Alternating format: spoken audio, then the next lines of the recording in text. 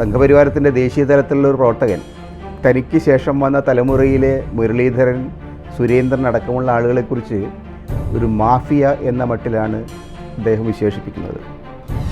40 വർഷത്തിലേറെക്കാലം സംഘപരിവാരത്തിൻ്റെ പ്രവർത്തകനായിരുന്ന മുരളീധരനേക്കാൾ സീനിയറായിട്ടുള്ള ഒരാൾ ഒരു സീറ്റിന് വേണ്ടി എന്താ പറയുക കിട്ടാത്തതിൻ്റെ പേരിൽ സ്വന്തം പാർട്ടിയെക്കുറിച്ച് എങ്ങനെ പറയുന്ന ആരെങ്കിലും കരുതാൻ കഴിയും. പക്ഷെ BJPയെ സംബന്ധിച്ചിടത്തോളം the idea of power corruption, അധികാരം എന്ന ഒരു ചിന്ത തന്നെ അഴിമതിയിലേക്ക് നയിക്കുന്നു.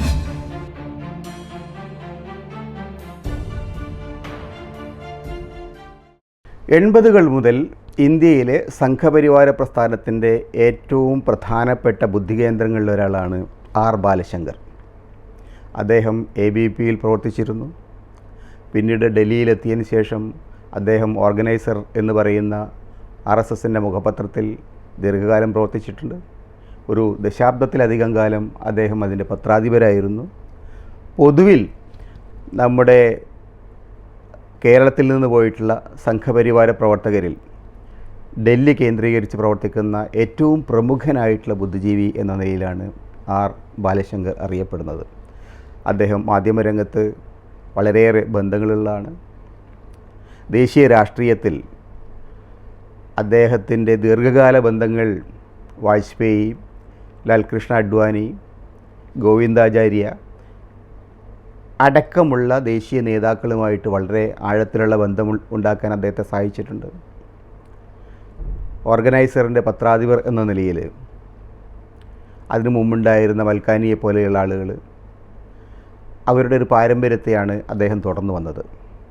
കൃത്യമായിട്ടുള്ള സംഘപരിവാര രാഷ്ട്രീയത്തിൻ്റെ ഒരു പ്രധാനപ്പെട്ട സൈദ്ധാന്തികനാണ് ആർ ബാലശങ്കർ. കഴിഞ്ഞ ദിവസം ആർ ബാലശങ്കർ കേരളത്തിലെ BJPയെ കുറിച്ച് ചില കാര്യങ്ങൾ തുറന്നു പറഞ്ഞു.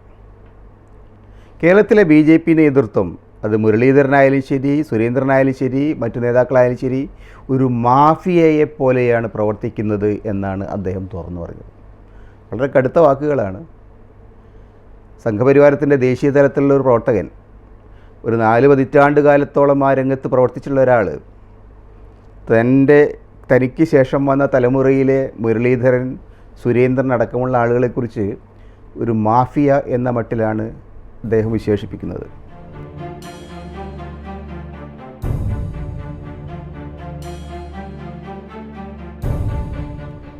ഒരു സീറ്റ് കിട്ടാത്തത് കൊണ്ടുള്ള ഖേദം കൊണ്ടാണ്, അതിൻ്റെ ഒരു മനക്ഷോഭം കൊണ്ടാണ് ബാലശങ്കർ അങ്ങനെയൊക്കെ പറഞ്ഞത് എന്നാണ് മുരളീധരൻ, കേന്ദ്രമന്ത്രി മുരളീധരൻ അതിന് ന്യായീകരണമായിട്ട് പറഞ്ഞിരിക്കുന്നത്.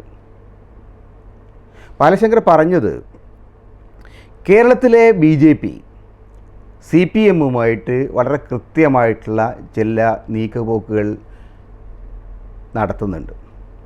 അങ്ങനെ നീക്കുപോക്കുകളുടെ ഭാഗമായിട്ടാണ് കോന്നിയിലും മഞ്ചേശ്വരത്തും ഒരേ സമയത്ത് BJPയുടെ സംസ്ഥാന പ്രസിഡന്റ് കെ സുരേന്ദ്രൻ മത്സരിക്കുന്നത്.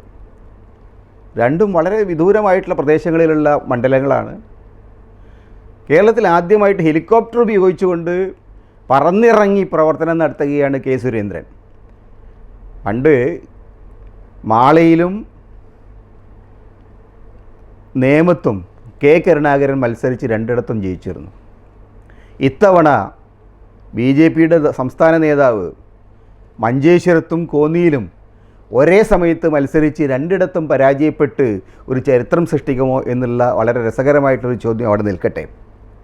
എന്തുകൊണ്ടാണ് അദ്ദേഹം കോന്നിയിൽ നിൽക്കുന്നത്?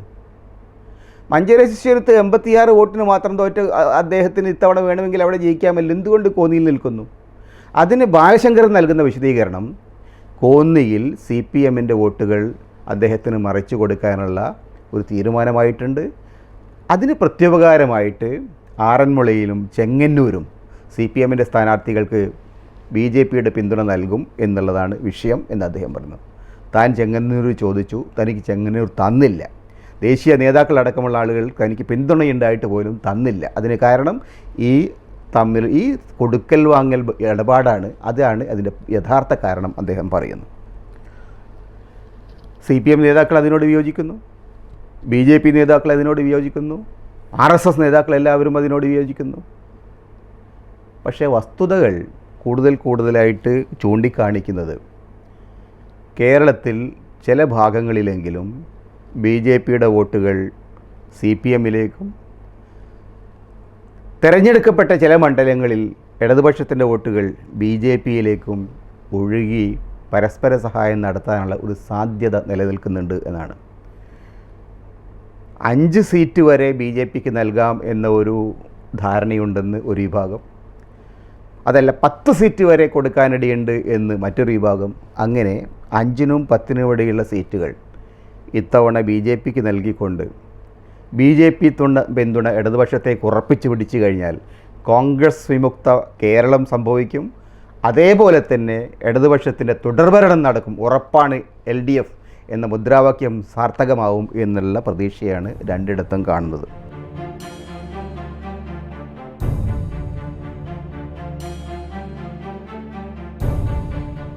ബി ജെ പിയുടെ ഇപ്പോഴത്തെ നേതാക്കൾ പറഞ്ഞാൽ അതൊന്നും വസ്തുതകളിൽ ഇല്ല, അത്തരത്തിലുള്ള ഒരു സംഭവം ഉണ്ടായിട്ടില്ല എന്ന് അവർ പറയുന്നു. RSSൻ്റെ നേതാവ് ഗോപാലൻകുട്ടി മാസ്റ്റർ പറയുന്നു ബി ജെ പി ഈ ബാലസിംഗർ ഞങ്ങളുടെ ആളൊന്നുമല്ല, അദ്ദേഹം ഞങ്ങളുടെ അല്ലാത്ത ആളുകളും ഓർഗനൈസറിലൊക്കെ പത്രാധിപരായിട്ടുണ്ട് എന്നൊക്കെ പറയുന്നു. അങ്ങനെ ഒരാളെ പരിചയമില്ലാത്ത മട്ടിലാണ് പലരും പറഞ്ഞത്.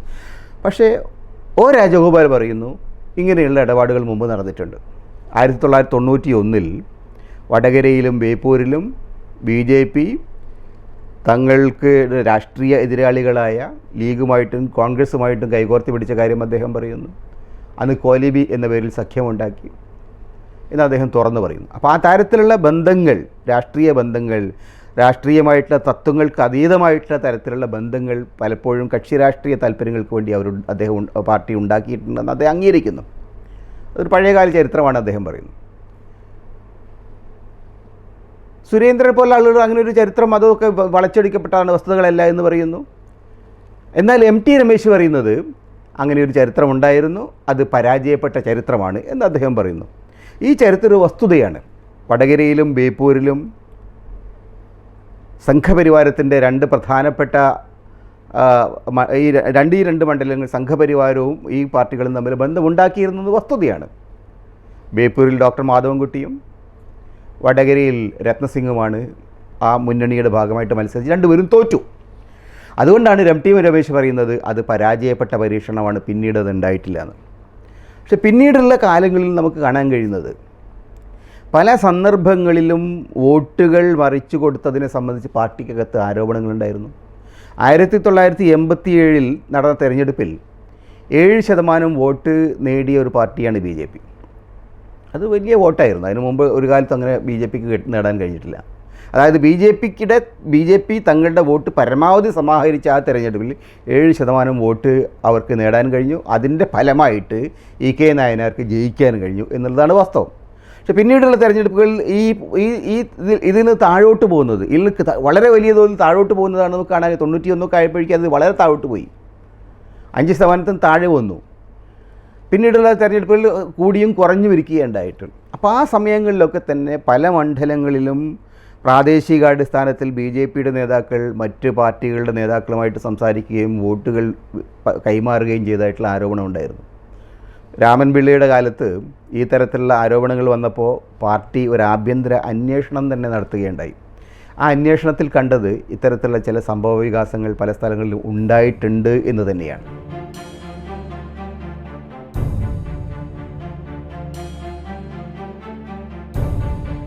കാരണം ഈ തരത്തിലുള്ള രാഷ്ട്രീയ പരീക്ഷണങ്ങൾ വടകരയിലായാലും ബേപ്പൂരിലായാലും മറ്റ് പല പ്രദേശങ്ങളിലായാലും നേരത്തെ അവർ നടത്തിയിട്ടുള്ളതാണ്.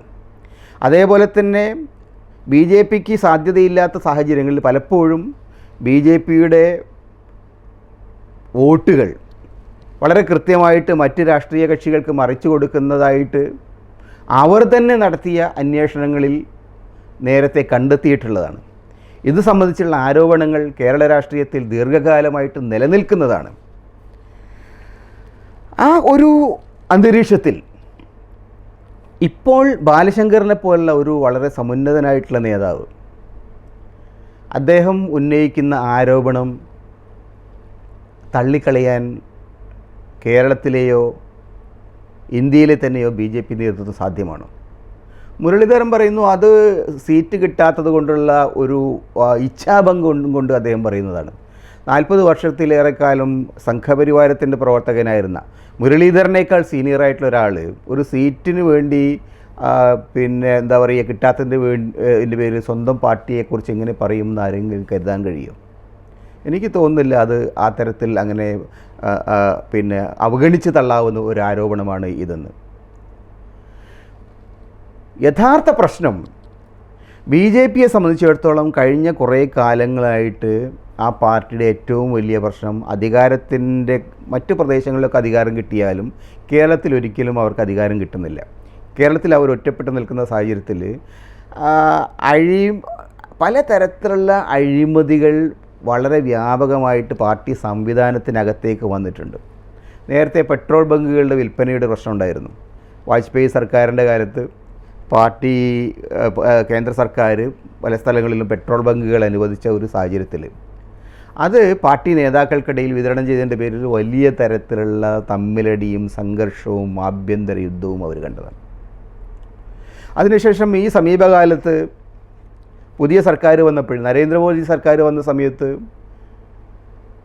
മെഡിക്കൽ കോളേജുകളുടെ അംഗീകാരവുമായിട്ട് ബന്ധപ്പെട്ട് ദേശീയ തലത്തിലുള്ള അംഗീകാരവുമായിട്ട് ബന്ധപ്പെട്ടുണ്ടായ ആരോപണങ്ങളും അത് സംബന്ധിച്ച് പാർട്ടിയിലുണ്ടായിരിക്കുന്ന നടപടികളുമൊക്കെ നമുക്ക് അറിയാവുന്നതാണ്. കുമ്മനം രാജശേഖരനെ പോലെയുള്ള വളരെ പ്രഗത്ഭനായിട്ടുള്ള ഒരു നേതാവിൻ്റെ ഏറ്റവും അടുത്ത ആളുകൾ തന്നെ ആ തരത്തിലുള്ള മെഡിക്കൽ കോളേജ് കുംഭകോണത്തിൽ ഇടപെടുകയുണ്ടായി. അതുമായിട്ട് ബന്ധപ്പെട്ട വാർത്ത ചോർത്തി കൊടുത്തത് പാർട്ടിയിലെ തന്നെ എതിർവിഭാഗമാണെന്ന് പുറത്തു വന്നു. അങ്ങനെയുള്ള ഒരു പാരമ്പര്യം, അഴിമതിയുടേതായിട്ടുള്ളൊരു പാരമ്പര്യം, അഴിമതിയുടെ ഒരു ദീർഘകാല ചരിത്രം BJPയെ കേരളത്തിൽ വേട്ടയാടുന്നുണ്ട്. ഒരുപക്ഷേ ആ ഒരു അന്തരീക്ഷമായിരിക്കാം രാഷ്ട്രീയത്തിനപ്പുറം മറ്റു തരത്തിലുള്ള സാമ്പത്തിക താല്പര്യങ്ങളാണ് പാർട്ടിയിലെ പല നേതാക്കളെയും നയിക്കുന്നത് എന്ന വസ്തുതയായിരിക്കാം ഇവിടെ ഈ രാഷ്ട്രീയ പ്രവർത്തനം നടത്തുന്നത്. ഇവിടെ ഈ പാർട്ടി പ്രവർത്തിച്ചു കൊണ്ടിരിക്കുന്നത് ഒരു മാഫിയയെ പോലെയാണ് എന്ന് ബാലശങ്കർ പറയാൻ ഇടയാക്കിയത്. ഏതായാലും സാധാരണ നിലയിൽ ആളുകൾ പറയുക പവർ കറപ്റ്റ്സ് എന്നാണ്. അധികാരം കിട്ടിയാൽ നിങ്ങൾ അഴിമതിക്കാരാവും. പക്ഷേ BJPയെ സംബന്ധിച്ചിടത്തോളം the idea of power corrupts, അധികാരം എന്ന ഒരു ചിന്ത തന്നെ അഴിമതിയിലേക്ക് നയിക്കുന്നു. ഒരുപക്ഷേ മുല്ലപ്പൂമ്പൊടി ഏറ്റുകിടക്കും എന്ന് ആണല്ലോ. അപ്പോൾ കല്ലിനുമുണ്ടാകും ഒരു സൗരഭ്യം എന്ന് പറഞ്ഞാൽ അയൽപക്കത്തൊക്കെയുള്ള അധികാരത്തിൻ്റെ മുല്ലപ്പൂമ്പൊടി അത് ഏറ്റുകിടക്കുന്ന BJP പ്രവർത്തകർക്ക് കേരളത്തിലും അതിൻ്റെ അഴിമതിയുടേതായിട്ടുള്ള ഒരു സൗരഭ്യം വന്നു ചേർന്നതാവാം. എന്തായാലും ശരി, ബാലശങ്കർ ഇപ്പോൾ ഉന്നയിച്ചിരിക്കുന്ന ഈ പ്രശ്നം, ബാലശങ്കർ ഉയർത്തിയിരിക്കുന്ന ഈ വളരെ ഗുരുതരമായിട്ടുള്ള ആരോപണം ഈ തെരഞ്ഞെടുപ്പിലും വരാനിരിക്കുന്ന നാളുകളിലും BJP എന്ന പാർട്ടിയെ വളരെ ആഴത്തിൽ പ്രതിസന്ധിയിലേക്ക് നയിക്കും. പാർട്ടിക്കകത്ത് ഗുരുതരമായിട്ടുള്ള പടലപിണക്കങ്ങൾ, ഗുരുതരമായിട്ടുള്ള സംഘർഷങ്ങൾ ഈ തെരഞ്ഞെടുപ്പ് കാലത്തോ അതിന് തൊട്ടു പിന്നാലെയോ ഉയർന്നു വരും എന്ന് ഉറപ്പാണ്. കാരണം ഹെലികോപ്റ്റർ വെച്ച് നടത്തുന്ന പ്രചരണം, കോടികൾ ഇറക്കിക്കൊണ്ട് നടത്തുന്ന ഈ പ്രചാരണം, ആ പ്രചാരണത്തിന് കിട്ടാൻ പോകുന്നത് വട്ടപൂജ്യമായിട്ട് മാറിപ്പോയാൽ എന്തായിരിക്കും BJPക്കകത്ത് ഉണ്ടാകാൻ പോകുന്ന കോലാഹലങ്ങൾ എന്ന് നമുക്ക് ഇപ്പോൾ തന്നെ സങ്കല്പിക്കാൻ കഴിയും. അത് കാത്തിരുന്ന് കാണേണ്ട ഒരു പുതിയ പൂരമാണ്. നമസ്കാരം.